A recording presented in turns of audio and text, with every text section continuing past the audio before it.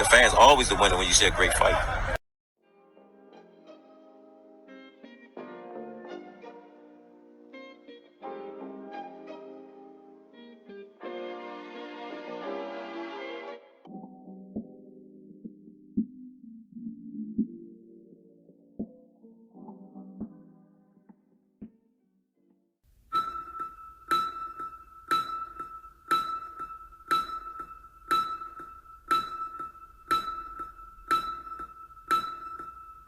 When I was a casual, I thought as a casual, I spoke like a casual, and I looked at boxing like a casual.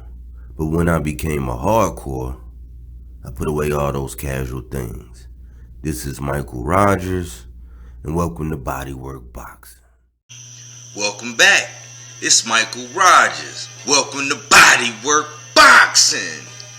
And today, I'm going to welcome y'all to the show where I'm going to be discussing the rise of Sebastian Fundora against the run of Erickson Lubin as he takes his second shot at the crown.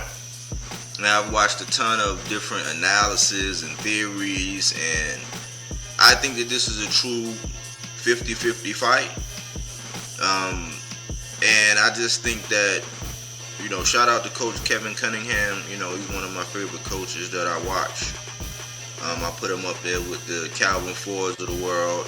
I put him up there with the Derrick James of the world, and what he does and how he approaches the game. And a lot of times I hear a lot of things whenever he is in front of the camera that really resonate with me as a boxing fan. Good sound advice. He got a good personality. He's been behind Erickson Lubin, making his second run at the title after suffering a defeat against Jamel Charlo. So what I see is with Sebastian Fundora being reports are between 6'5" and 6'6", somewhere up in that range, and Lubin, being the shorter guy. The question that keeps coming up is, will Fundora use his length? Will Fundora use his length? I think that he has some good power. I think that the torque, because he's so long, when he comes at the end of his punches, I think that he can brutalize you. I think some of his technique is a little bit off, and I would love to see him with somebody that could actually fix some of his mechanics, like a Derrick James. That would be scary, because they call him the Towering Inferno. And Erickson Lubin is known as the Hammer, and he named his hands Jack and Sledge. And he has great power. The thing is he going to give up his defense to create some offense? Is he going to overextend? A lot of analysis lead to people actually saying that they think that Lubin's punch resistance might not be the best. But a lot of people, when they speak on him, describe him as one of the best boxers in the 154 division. Fundora is a guy on the rise. A lot of people thinking that PBC is building him. He's been very active. He's been on TV a lot. And he is a spectacle to watch because he's so tall. You rarely see somebody that tall in the division unless they like heavyweight. You see somebody like Fury up there, Wilder up there as far as height, but to see him down in the 154 division is, it's an awe. A lot of people gravitate towards seeing him. What I was looking at in his fights is that his best punch is probably this sneaky left, this uppercut. It's almost like a step back when he throws that jab and he takes a step back and he just kind of waits for you. You almost like walk right into it. I think if he did more things like that, if he knocked on the front door and then come around on the side like Teddy be saying, when you knock on the door and then you come around on the side, if he did that. But I think that they kind of say, they use the term when they talk about the lazy jab. But I would say sometimes he gets a little lazy. He has lazy hands, in which he does, once he punches, he does not bring them back to guard himself. And if the fight go on, he'll drop his hands, which he has some give in that because he's so much taller, and the opponent, to get to his face, they still have to 9 times out of 10 punch up. Shoot, perhaps 10 times out of 10 punch up. So He's always the guy that's punching down, but people question, does he like to infight too much? Will he get caught? What's his true punch resistance? Because Erickson Lubin does have knockout power. They drew some similarities between Devontae Clark and Lubin and Devontae Clark and Fundora, in which I think that's the one tie that Fundora has. I think he has 19 fights, 1 tie, 8 victories, and I think he had 12 KOs. I think it was 12 KOs, so let's say 6 out of 9 people he's knocking out. Erickson Lubin has 24 victories with 1 loss when he got KO'd by Jermell Charlo, and he has like 17 knockouts, so he's knocking 7 out of 10 people out.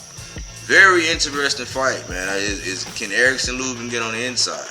Will Fundora give up some what may be perceived as some bad habits and, you know, sacrifice his length to try to get on the inside and bang? Who knows? I think it's a sneaky good fight. I would label this fight a 50-50 fight. In my opinion, I think that it's you know, it's a nice card. I think the card in general this weekend is going to be good. It's going down this weekend on April the 9th.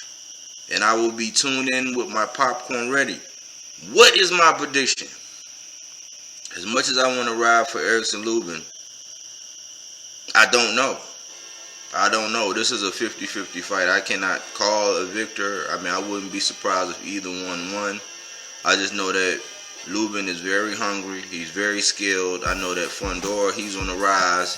So this is probably like the crossroads, you know, like Lubin had when he faced Jermell. And can he do the same thing to Fundora that Jermell did to him? So can he stop the rise of Fundora? Is it rise over run? Or is it run over rise? I think it's really in whose style you prefer. I think it is a spectacle to see Fundora, and I think that the torque that he delivers, if Lubin isn't defensively responsible, and you know, I think the Porter's Way podcast, they brought up a very good point, in which I was thinking, I was like, who can you bring in to actually duplicate someone like Fundora? So some of them, and him with Fundora being a southpaw, some of the angles he can create. And then he's also facing a higher level of opposition, because everybody keeps talking about the last fight with Garcia.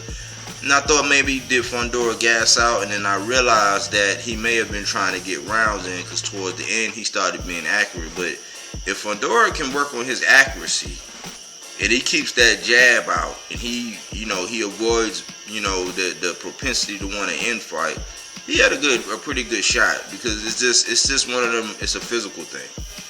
It's the length. It's working up behind that jab. It's you know, we'll see if Fundora's punch resistance is there. If I had to give a prediction, I'm leaning 51-49 Fundora, but it's a true 50-50 fight. You know, would love to see the brother win and Lubin, you know, but this is boxing, and we have to be realistic about the matchups. What do you think? Who you think got this fight? You know, what do you think?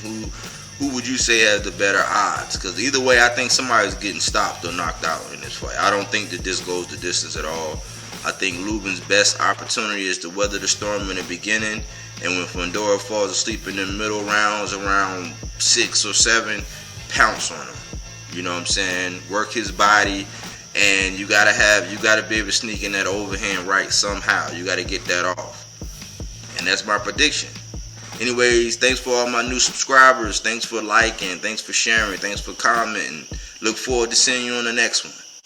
Body work. Alright. I believe you. But my tummy don't. Get down on your knees and tell me you love me. My word, I do what I do. He knows what I'm about to tell him right now. It's Mr. Keep running your mouth. That's what I do. I just feel like I'm the champ, and at the end of the day, I'm just a fighting motherfucker. It doesn't matter. Inside, outside, I can just fight. So I just feel like if it gets down to the wire, and we gotta lock it up, I'm out on top. As you can see how I'm looking, I stay solid. I'm always solid. I stay fuck solid up, right? You know what I'm saying? To the fans that know. Today, y'all outside the ring in the fighter. Like I said before, there ain't no safety on the clock, so I'm gonna go.